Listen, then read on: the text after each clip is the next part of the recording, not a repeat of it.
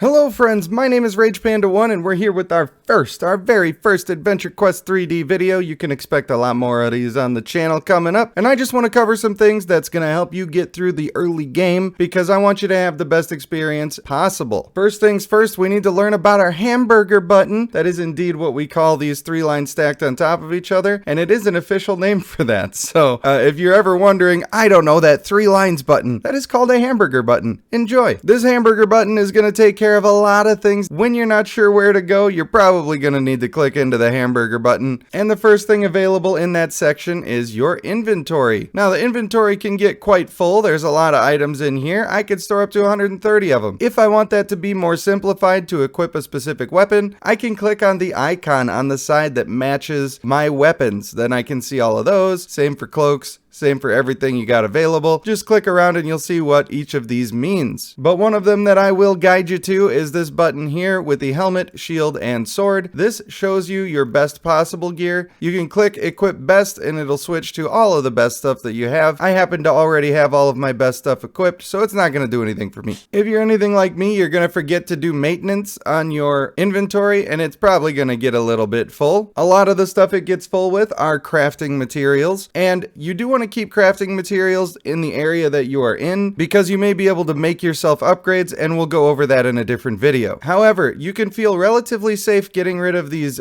gray, and there's also a black text version of items. You can feel pretty confident in getting rid of those, and the way that we're going to get rid of those, I'm going to click on my torn cloth. This is the same for any item in the game. Up at the top left, there's a little trash can symbol, and we can just go ahead and delete that, and then we've freed ourselves up a little bit of inventory space. Now, there's also a bank in the main city, so don't feel like you have to get rid of everything, especially if you have cosmetics that you want to keep. Then you need to make sure that you actually keep them in your inventory, because if you delete the item, you are losing the cosmetic. Now, one thing that trips up a couple of the new players is that they finish their area and they're not really sure where to go. Oftentimes, after you finish your area, you'll find yourself back on this bridge at the beginning of town with all these lovely people. Look how awesome everybody looks. I love it. And you'll be thinking, okay, which quest do I do next? This guy's got a bunch of daily quests. Is it him? Well, how about him? Actually, neither of those quests are probably the ones you're going to follow right away. I'm just getting away from the horde of everyone. What we really want to do is we want to go back into the old Ambergesa button. You know, we click on into there, and then we're going to click into adventures. This is where we're going to find a ton of different sagas that we can complete. And let me tell you, there are so many stories in here. I don't know if you'll ever be able to finish them unless you're really taking the game seriously. And I think that's a great thing. But even in the adventure menu, there is a ton of different places that you can click to see what you want to do. Well, I suggest going through the main story, and you can see that I've been doing that, going down the list in order and having an absolutely great time, by the way. And this is going to keep you going and keep you getting a ton of experience, which I'm going to cover a little later in the video here. But as you can tell for me right now, I would be clicking on Lolosia, and this is going to take me to a screen where I can just click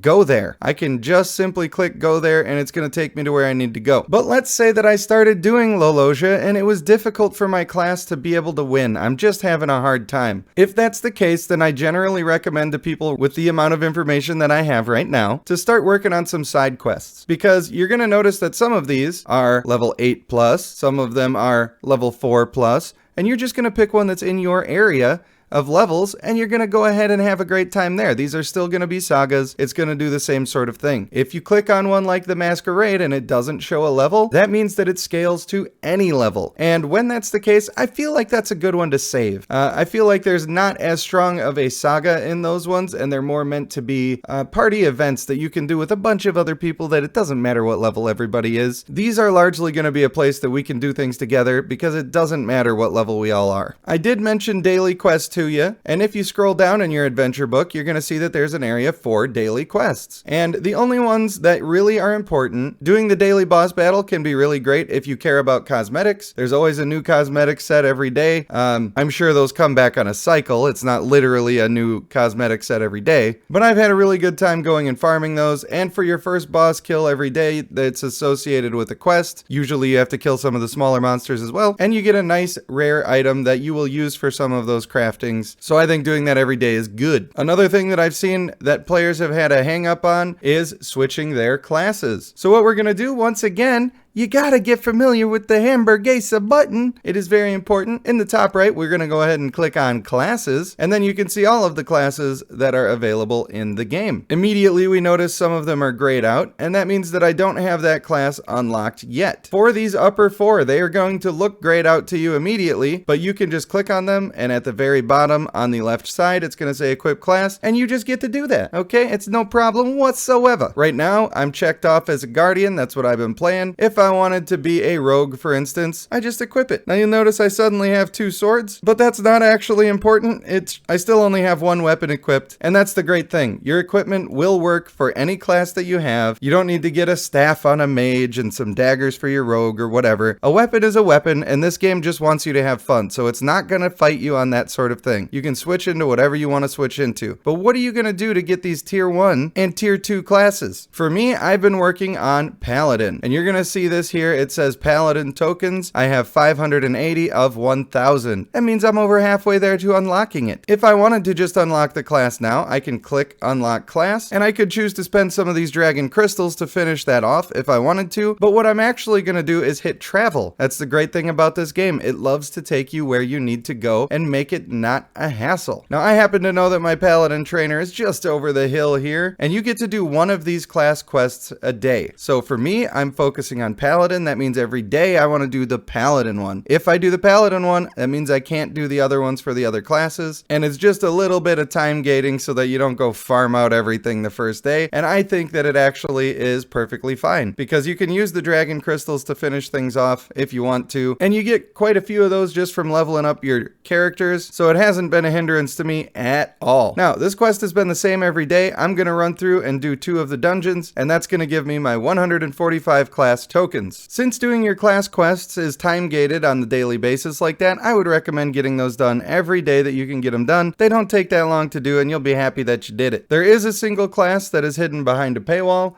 It's a very small paywall, and you can consider it a DLC if that's what you want to do. This is not absolutely necessary to get for the game, but it does come with some really great stuff that I think is worth it. We're going to cover that in a different video when we talk about the monetization of the game. And if you'd like to catch that little bit of entertainment, well then I suggest that you subscribe and go ahead and like if you have any interest in the game that we are starting to pursue on the channel. Now, another easy way to navigate, and something you'll probably be using a lot of the time if you like to play with me, you can click on the guild or friends section, and when you do that, you can see some people on here. You can see we got Neon Safe and we got the Rage Snagga. We're gonna go ahead and teleport to Snagga right now. How am I doing that? I'm right clicking on him. If you're on a phone or a tablet device, you're gonna just tap on him and the same menu is gonna come up. Then you just click go to. Now we have gone to our Rage Snagga. Here he is, just being a cool guy. Now right now he's in a travel form that looks like a red mist, and I wish that he would get out of it. And as you can see, he's a real boy with only a little persuasion. We have teleported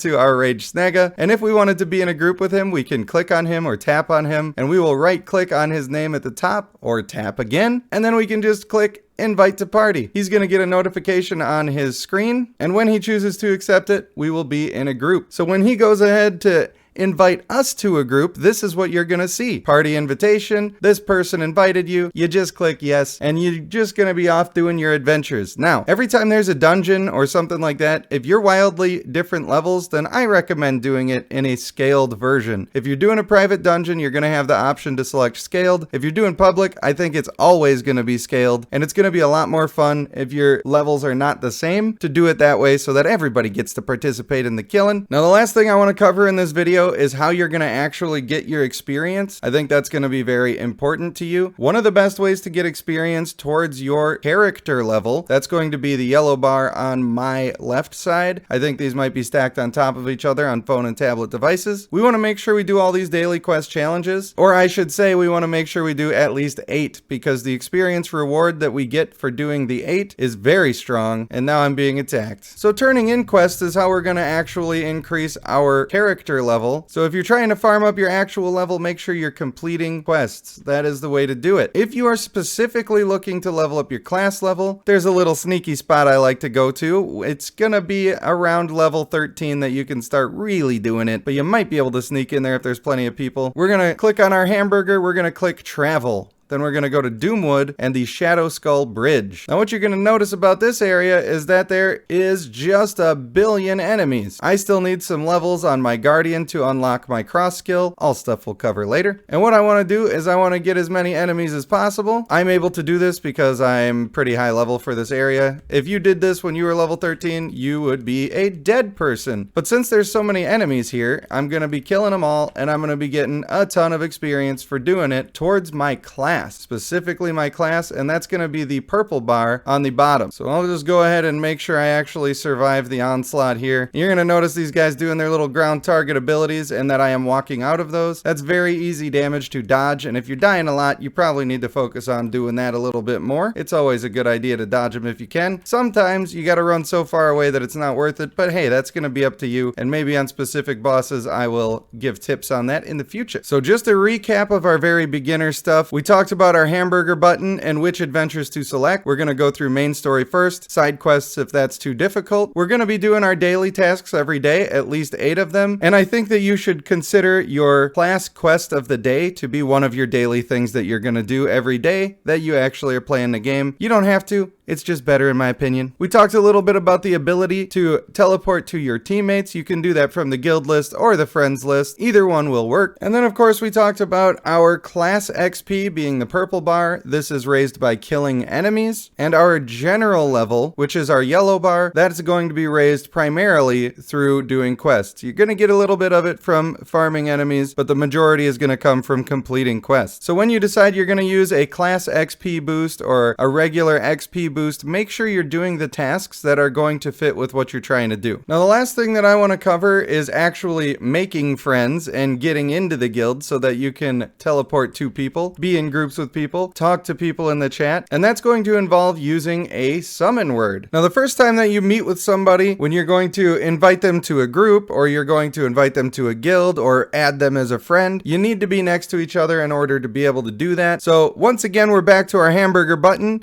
We're going to click on friends. From there, we're going to click on summon word. And if I want to bring somebody to me, then they need to type bag 57 into enter friends word. But a lot of the times, if I'm free, I'm going to just use your summon word so that you can stay on track with whatever you're doing while I add you to the guild. So just for testing purposes, I got a summon word from Snagga. We're going to type in plum91. Now keep in mind that every time somebody logs off and back on, they are going to have a different summon word. So if you try bag 57, it's not going to bring you to me. But if I type in plum91 here and hit join friend, wouldn't you know it, we're going to be right back with the legend, Rage Snagga 1. And he's having a dance party. Let's bust a move, shall we? So hopefully this gives you an idea of where to start in the game and how to navigate around and make friends. And it'll make your first couple of days a whole lot easier for you. Now we're going to have a whole lot more tip videos coming up. For this particular game, I'm going to be having some guides on classes. I'm going to be talking about speed runs and where to do them, how to get some cool styles, and also keep your gear up to date. We got a whole lot coming, so please stay tuned. I hope you're loving the game as much as I have been. For now, I want to thank you for watching. I have been Rage Panda 1, and I will see you in the next one.